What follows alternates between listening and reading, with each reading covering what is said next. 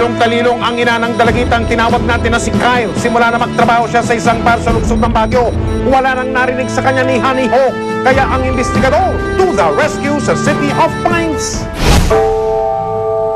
Isang ina ang tuliro dahil sa ilang linggo ng pag-aalala. Masela ng kanyang problema kaya tatawagin na lamang natin siya sa pangalang Sally.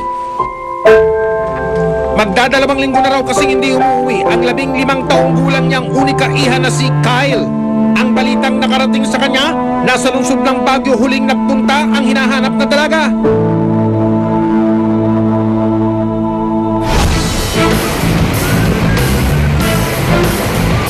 Kaya't sa tanggapan ng sumbungan ng bayan, humingi siya ng saklolo para makumpirma ang mga haka-haka.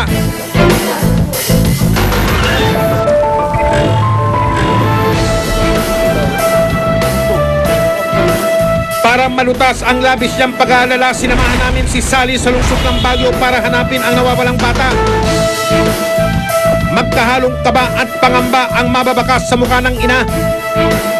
Sabi niya wala naman daw po siyang ginagawang masama, talagang trabaho lang daw po. Lalo na nang matuntun namin ang lugar kung saan naroon daw ang minor de edad na anak niya. Isang bahay aliwan ang tumambat sa kanyang mga mata. Wala po ko talagang idea kung sino pa, lalo na kung sino yung mga kasama niya. Kahit isa, wala akong kilala.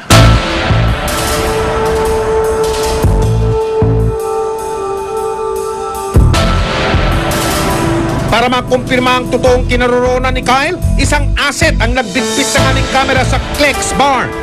At naidokumento niya ang mga sumusunod na eksena. Sinalubog kami ng mga babae nagsasayaw sa entablado.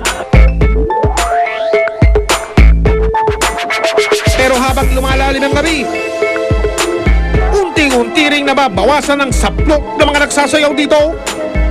Ang nakalagay dun sa harap, disco bar. So ang ina-expect namin, may mga pwede kang sumayaw, pwede kaming makipagsayawan. Pasok namin, meron siyang center stage na dun nga sumasayaw yung mga babae. Nakita namin may sumasayaw na naka-two-piece. Tapos sa may bandang likuran, may mga VIP room. Pwede kang mag-table yung babae doon, pwede mo ipasok doon yung mga babae.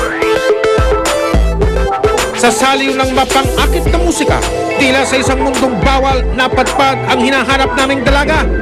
Lalo kaming nagduda ng palabasin ng manager ang mga babae at pinahilera sa isang bahagi ng entablado.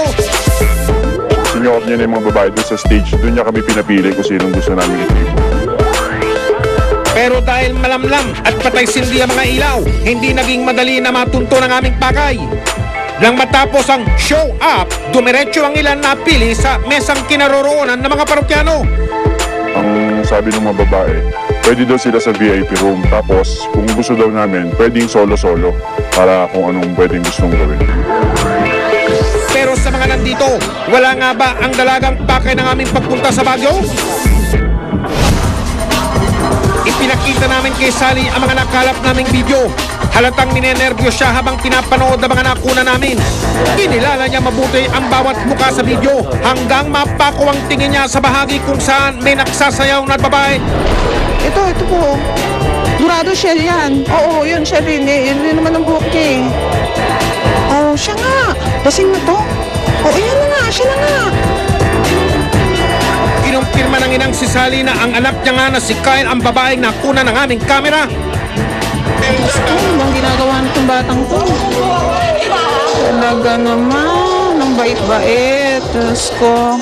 My God. Ano kayo mararamdaman ng papa niya nito? Naawa ko sa anak ko. Wala nang iba.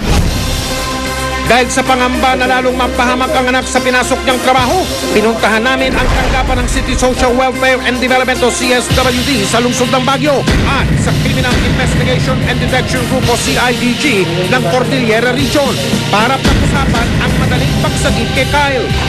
Meron ng papasok na taga-investigador equipped with mga spy camera. Kung may baril, check mo kung may lisensya. Naunang umalis ang ilang nakasibilyang pulis kasama ang mga asset.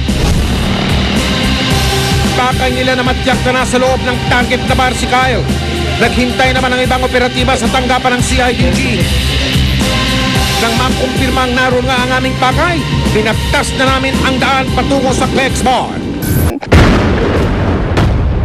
Kaya't sa gitna ng biyahe, hindi mapakali si Sally?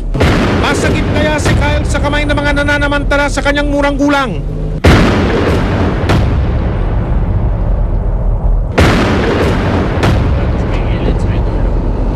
Nang makarating ang mga operatiba sa tapat ng Flex Bar, kagad silang sumalakay. Nabulabog ang operasyon ng Flex. Natigil ang kasiyahan ng mga customer. Naglahong parang bula ang mga empleyado ng club. Nagulat naman ang mga kababayang tauhan ng bar.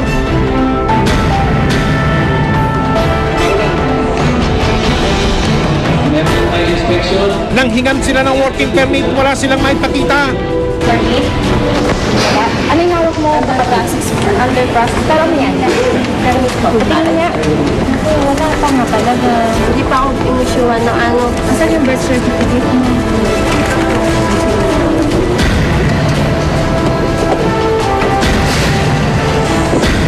Hinanap namin sa bawat sulok ng bar si Kyle. Hanggang makapasok kami sa isang VIP room. Nadatnan namin doon ng ilang kinilalang GRO ng bar. Namataan din namin ang isang babaeng tila lasing na. Nang lapitan ng mga operatiba, nakumpirmang siya nga ang hinahanap naming si Kyle. Ano trabaho niyo dito? Variety mo. Variety. Dancing. Dancer. Ilang taong ka na? 18. Inusisa rin ang kasama naming social worker ang dalaga. Mahirap ang magsinungaling. Pagpakukuha lang ng talaga. Kung may mga suspected minors daw po na meron dito po. Si Minor daw po siya. Ay po, hindi ko alam. Kasi po bago po kami tumatanggap ng babae, tinatanong po namin yung edad. Ay sinasabi naman po nila, 19, kaya hindi po namin alam. siya po ba mismo yung nag-apply o may nagpasok sa kanya? Sila po, ang umakyat po rito po sa Baguio. Naku sir, lumang tugtugin na po yan. Todo palusot din si manager kung bakit walang working permit na mga babae. Yung mga babae po namin, naglalakad po ng papers kasi po ito, kabubukas lang po namin po nito, kaka-turnover lang po namin. Dati po kasi na po ito. Sinubukan din naming hanapin ng recruiter ni Kyle na isa rin umano sa mga dancer ng bar, pero hindi siya kagad natuntong ng mga operatiba. Inimbitahan ng mga tauhan at trabahador ng bar sa tanggapan ng pulisya. Kasama ang dalagang naging pakay ng sorpresa naming pagbisita. Sa loob ng sasakyan, hindi na malaya ni Kyle na katabi pala niya ang kanyang ina. Alam mo yung table? Ano yung ibig sabihin ng table? Nagiinom po kami. Ay, nagiinom. So, nagpapatable ka. Mag-ano na po tawag gusto po kami ng gusto. Tinamahan ko sila yung katabi. Sino yung katabi mo? Tingunin Eto. ko nga.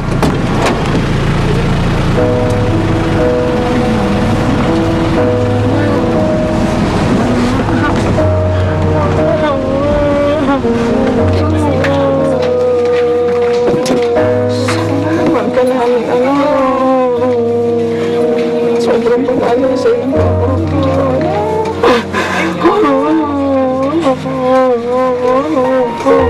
Gumawa lahat ng paraan para mahanap kita. Baka hindi na kita makita. Naiintindihan mo ako.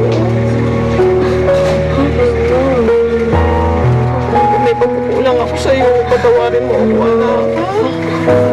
Hindi kita nais mapariwan na.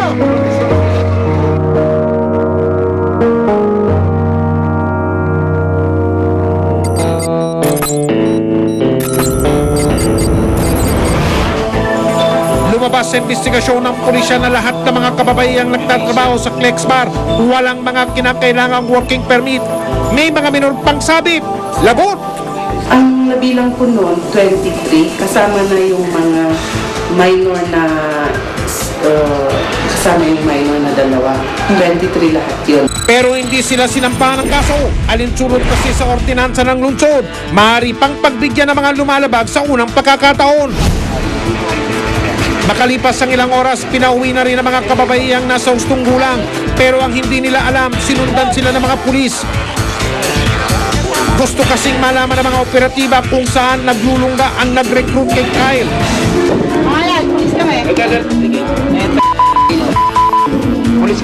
Ilang sandali lang at natunto na siya ng mga otoridad.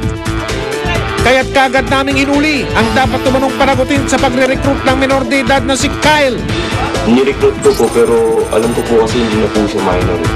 Tsaka nagpaalam daw po siya sa magulang niya, sa nanay niya sa. Anong trabaho yung pinangako mo sa kanya? Durante, alam niya po yun. Alam niya po yun. Sa club nga po, sinabi niya, alam niya po yun. Siya nga rin na po ko ito na daw po siya nagtatrabaho sa ganito. Kinasuhan ng paglabag sa Republic Act 7610 o ang Special Protection Against Child Abuse ang sinasabing may-ari ng Flex Bar, pati na ang iba pa niyang mga empleyado.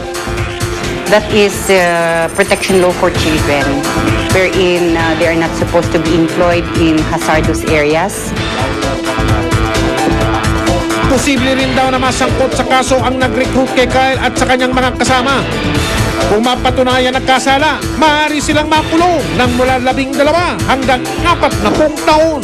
Dagdag pa dyan ang kasong paglabag sa Anti-Trafficking in Persons Act.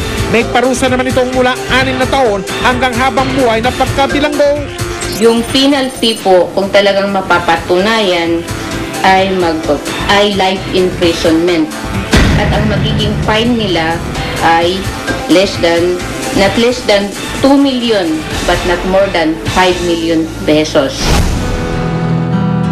Nagkaroon kami ng pagkakataong makapanayam si Kyle. Dito ibinahagi niya ang kanyang mapait na karanasan. Naisip ko mukha rin kaming GRO doon kasi natitable po ako. Parang lahat sila, pag nakakita ko sila, yung iba nakabrat panty. Kami simple lang naman pero nasa club pa rin naman kami. Pero napasubo na raw siya ng gusto sa kanyang pinasukan. Minsan po, nahalikan po kami ganun. Niyakap kami, parang nandidiri din ako minsan. Siyempre po matatanda minsan yung malik sa akin, kahit na po foreigner yun. Inalisan ko po agad, minura ko po siya. Sabi niya kasi po sa akin, inom lang po kami ganun. Eh nasa VIP room po ako, tumakbo na lang po ako, sabi ko, sir, sabi ko, ayoko kasi nababas. So sabi niya, bumalik daw po ako para mabayaran po yung bill, baka hindi na po kasi bayaran. Binalikan ko po, sabi ko, ayoko na. Tapos nakiusap na lang ako na bayaran na lang. Pero nagalit din po sa akin yung customer na yun. Sa huli, tila may himig na ng pagsisisi ang dalagang nawalay sa kanyang ina. Nakakapagod din po. Na-realize ko rin po, gusto ko na rin umuwi. Dahil wala raw na aktuang may malaswang aktibidad sa loob ng Flex Bar, pinag-aaralan pa ang pagpapasara nito ng mga otoridad. Hinihintay pa rin daw ang rekomendasyon ng CSWD at desisyon ng korte kung tuluyan na bang ipapatigil ang kanilang operasyon. Pero ang investigador parating nakabantay dahil ang mga nagsasamantala sa mga kabataan at kababaihan may malaking pananagutan.